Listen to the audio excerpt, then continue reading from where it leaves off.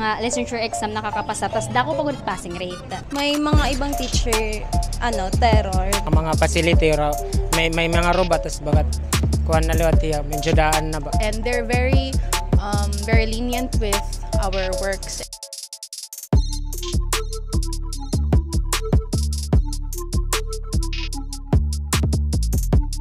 Anong name ni sir? Yan po. Sir, proud po ba kayo sa school nyo? Yes. Ano yung mga nakaka-proud sa school nyo? Kasi maraming mga mabait na mga estudyante, mga kaibigan at magagaling din magturo yung mga instructor namin dito.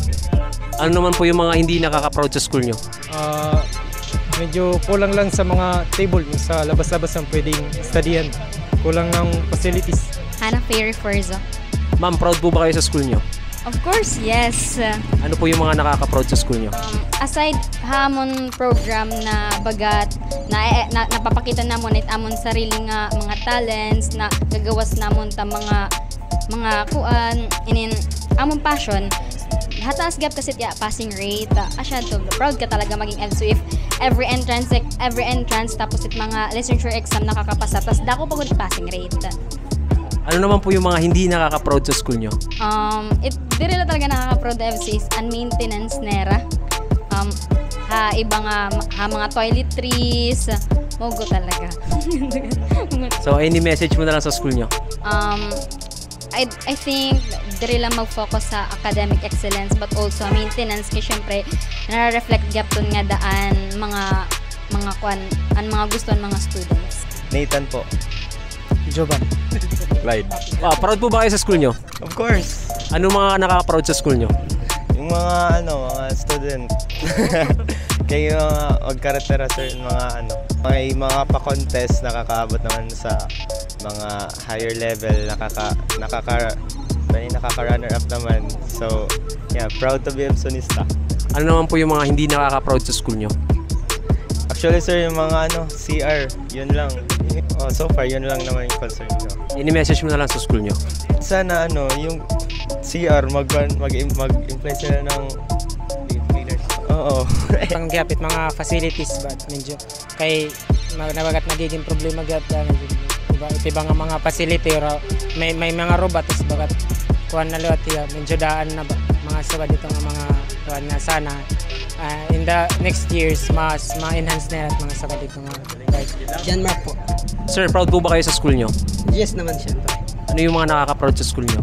Nakaka-proud dahil kung niya free education niya nga simple ka lang na makakapasok kay Tera Education. Ano naman po yung mga hindi nakaka-proud sa school nyo? About na akong course kay may danamon turo so dakong baraydan. Pero may choices naman para madali para di ka makalis kat gastos. Do you have any message na sa school mo? Message ko maging patuloy lang nira free education kay baga ng barabalita ko na mabalikan may dana bayad. So kung ipatuloy lang free education nira para damo pat mga estudyante na masa ko bayra. Anong name ni ma'am? Casey po. Proud po ba kayo sa school nyo? Opo. Ano po yung mga nakaka-proud sa school nyo?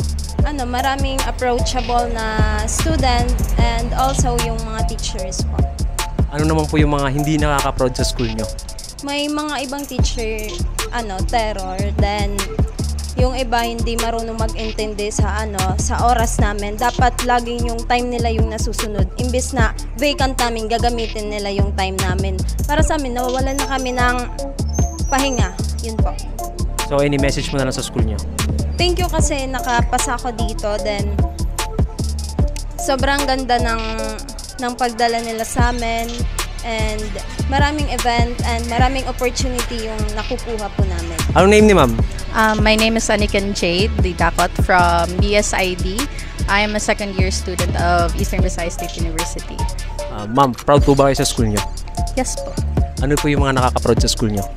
For me, yung nakaka-proud po sa EBSU is also the teachers who are working endlessly to teach us, and they're very lenient with our works and in-extend nila yung deadline, and then may mga vacant times namin na gagamit para magawa ng mga ginagawa naming works.